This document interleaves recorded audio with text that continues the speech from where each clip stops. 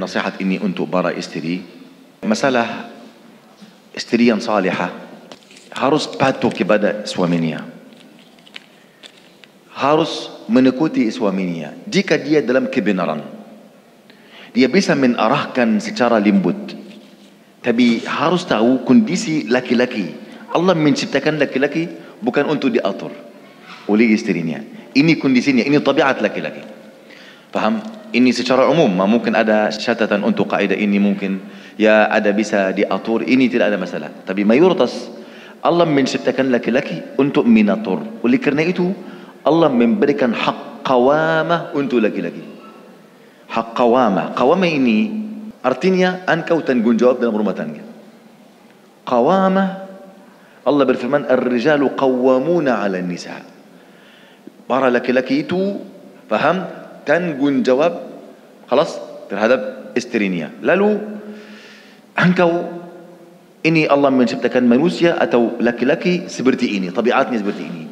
Ketika istri ini menasihati ini dengan cara dua teman bukan suami istri, mustahil terima.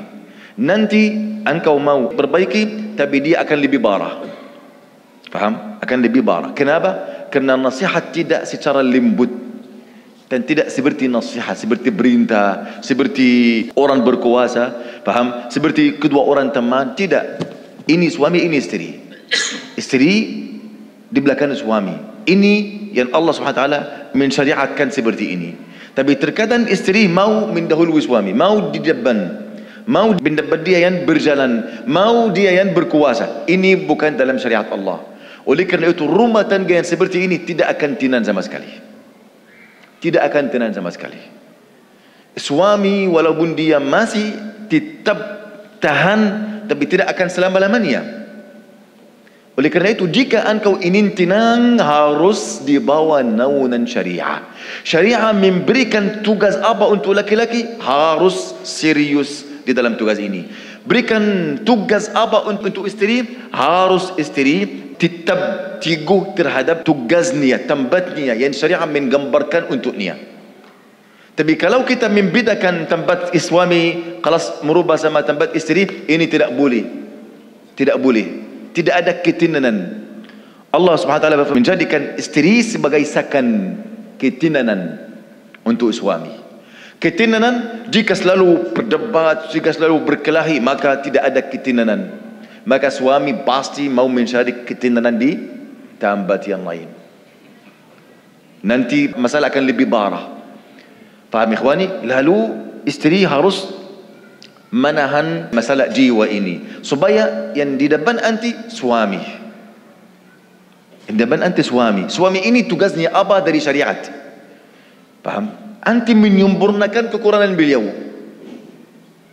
Faham ikhwani? Menyempurnakan kekurangan suami, tidak mengkurangi kesempurnaan beliau.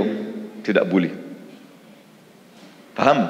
Nasihat saya ini untuk istri, tapi untuk suami yang curhat, faham? Atau baras suami yang curhat. Yang pertama, mungkin ini kesalahan engkau. Bagaimana engkau mendidik istri engkau dari awal?